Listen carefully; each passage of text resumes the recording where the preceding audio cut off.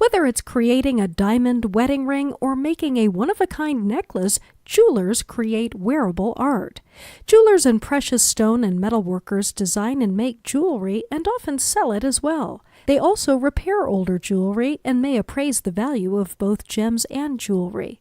Precious metal workers use hand tools to shape gold, silver, and other metals. Gemologists use microscopes and computerized tools to examine gemstones or finished pieces and certify their quality.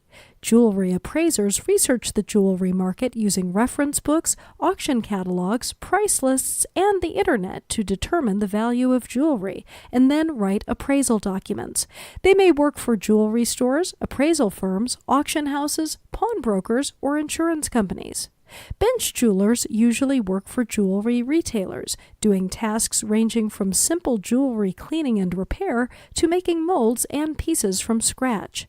Many jewelers and precious stone and metal workers are self-employed, selling products at trade and craft shows or online. Others work in jewelry stores, repair shops, and manufacturing facilities. Most have varied schedules and spend much of their time at a workbench. Although high school education and on-the-job training are typical paths to enter these fields, taking classes at a technical school may improve employment prospects.